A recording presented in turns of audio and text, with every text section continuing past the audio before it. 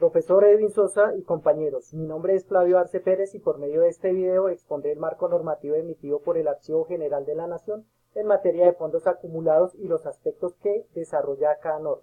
El decreto 1382 del 95 ordena la transferencia de la documentación histórica de los organismos nacionales al Archivo General de la Nación.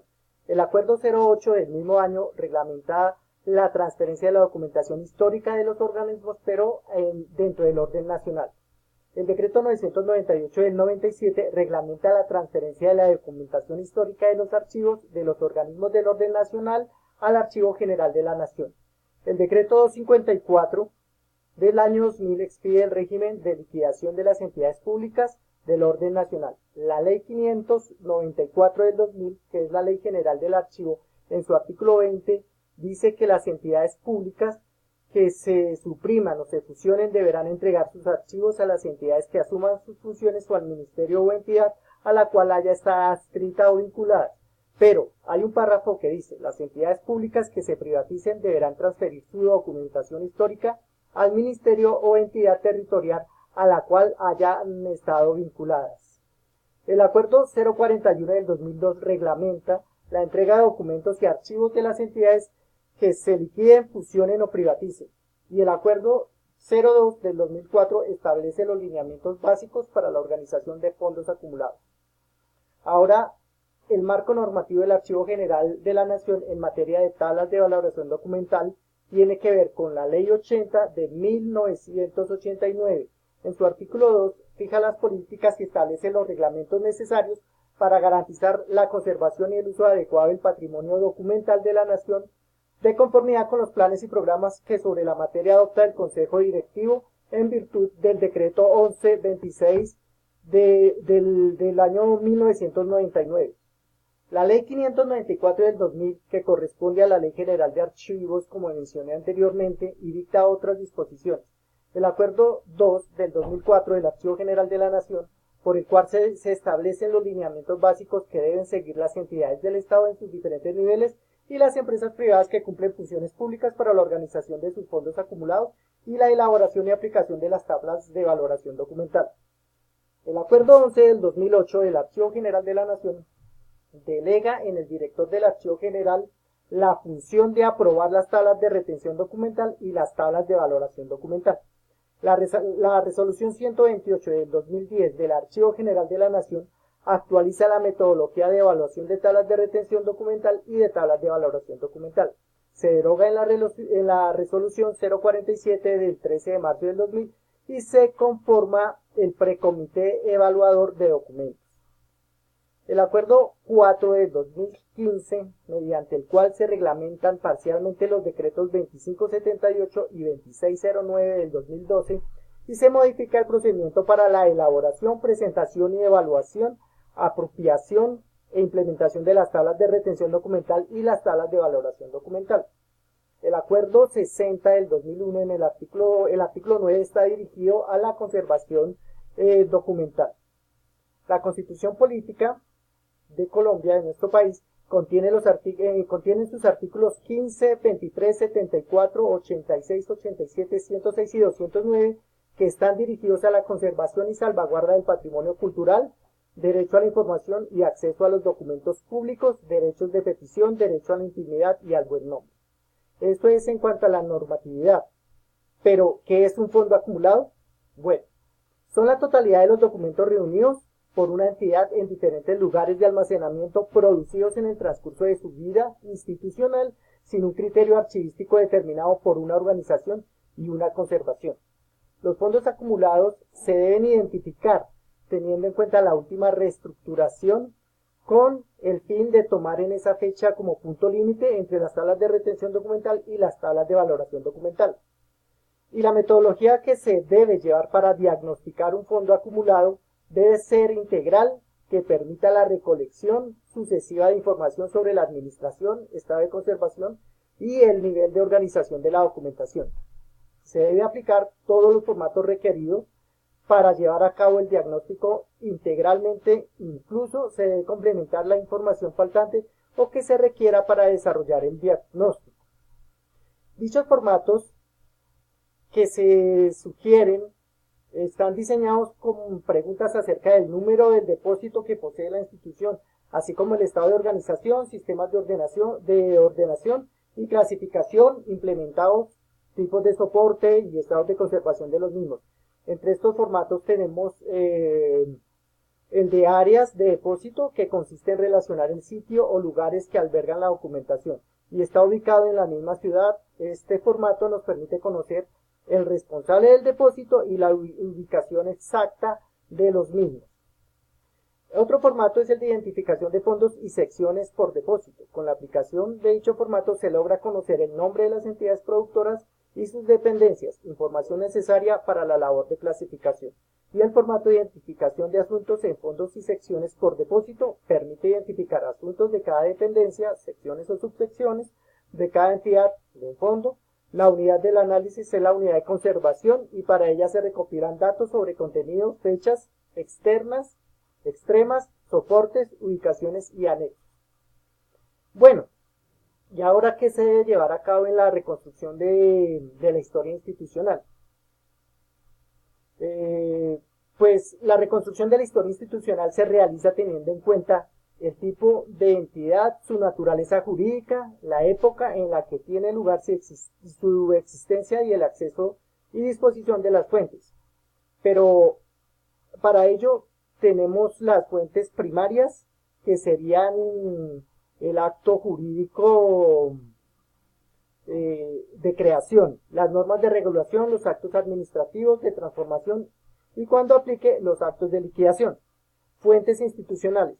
Concierne la memoria institucional, que es la compilación de otras fuentes escritas, por ejemplo, los manuales de funciones y procedimientos que permiten conocer las actividades y funciones.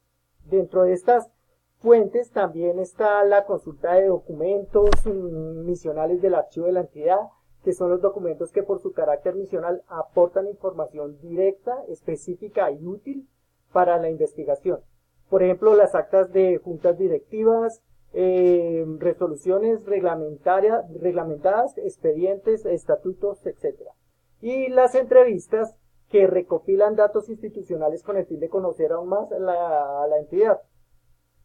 Y las fuentes secundarias corresponden a una bibliografía misional especializada, donde se analizan los títulos clasificados por rúbricas y relacionados con un solo tema integrador.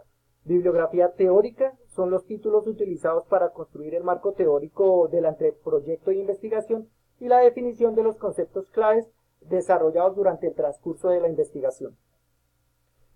Bibliografía general son listas de títulos compilados a partir de la recopilación sistemática, que permite un conocimiento general del contexto social en el cual la entidad ha dirigido su misión. Y los instrumentos a emplear son los cuadros de clasificación documental, en donde se propone la representación simbólica del fondo de una entidad, que permite concebir la estructura jerárquica y lógica que refleja las funciones y actividades de una organización. Funciones que generan la creación o la recepción de los documentos. ¿Qué es un plan de trabajo archivístico integral y cómo se desarrolla? Bueno, el plan archivístico integral se entiende como un conjunto de acciones administrativas y técnicas tendientes a la organización, conservación y preservación de los documentos de valor secundario, en donde se establece un objetivo general y unos objetivos específicos orientados al tratamiento integral de organización y conservación de los documentos. Se elabora la descripción del estado físico y nivel de organización de la documentación con la finalidad de establecer prioridades en el trabajo que se va a ejecutar. También señala la metodología y técnicas archivísticas que se deben aplicar. Está pendiente de los procesos técnicos, tales como la identificación de los productos, la elaboración de los cuadros de clasificación con base en las gráficas de la historia institucional, la depuración de copias, duplicados, documentos de apoyo, la ordenación de series o asuntos, la descripción y elaboración de inventarios con el formato único de inventario documental, elaborar las propuestas de tablas de valoración documental en cada etapa de su desarrollo institucional.